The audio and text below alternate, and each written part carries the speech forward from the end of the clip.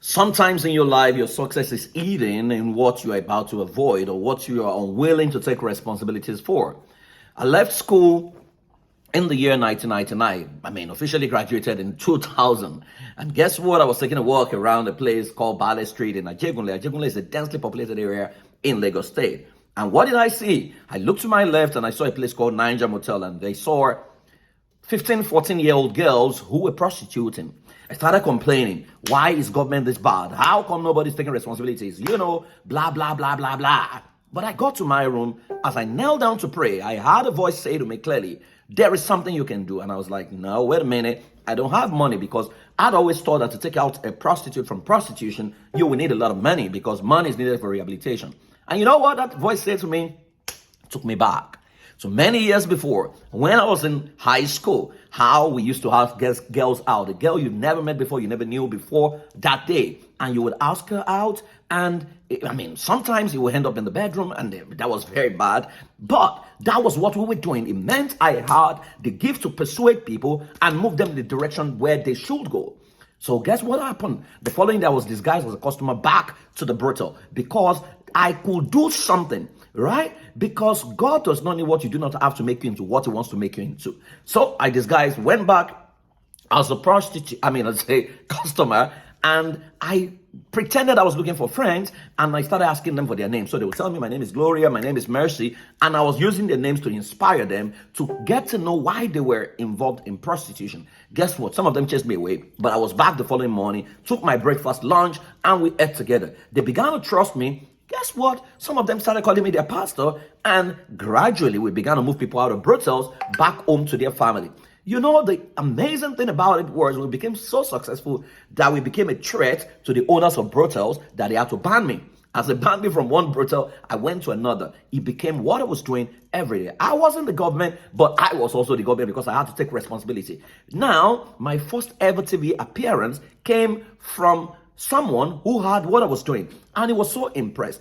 And that the moment I was on TV, a lot of people wanted to invite me to places to come and talk, and that was how I started earning an income from what was, just an activity I saw. So sometimes what you are bothered about that you have chosen to ignore is actually the setup that is designed to bring you to your magnificence. Now, I no longer go to the brothel, but you know what I've done with that? I learned firsthand that prostitution is often not as a result of poverty.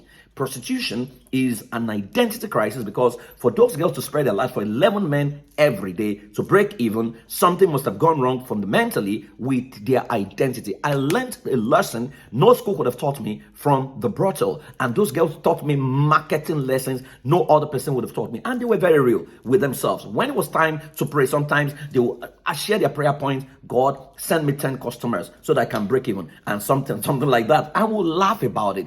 Guess what? We were highly successful. Some of those girls are married today, but that's not where I'm going. I'm only here to tell you that there is something you're ignoring, right? But what you're ignoring that you see every day and you run away from it and you feel it's none of your business is actually the real business life has assigned to you. Every problem you spot that you can speak about, you can analyze, that bothers you, is life's grand plan for you to come to magnificence globally. But oftentimes, many of it ends at the level of talk. Take a moment, pick your food, give it to someone, take $1, buy someone something. That is how it starts, where it starts from. Only the first step will lead to a second. So you cannot just sit and keep complaining. Your complaint, embedded in your complaint, is a solution that can serve your world and serve humanity. So what is the problem that gets you upset? What is that thing that you complain about? What is that thing that you feel called or feel drawn towards to do,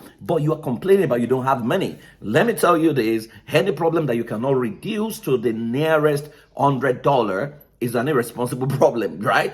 You can always do something and start with something wherever you are. I was Tara Drutori, who said many years ago when I invited her to Ajegunle, she said, dream big, start small and grow very fast. So you've got to start from somewhere. So what is that thing you're ignoring? Okay, open your eyes. Someone says poverty is passing over opportunities repeatedly. That opportunity shows up oftentimes as a problem. But Many people ignore it, and that's how they become very normal. They become like every other person. There is nothing so special about them.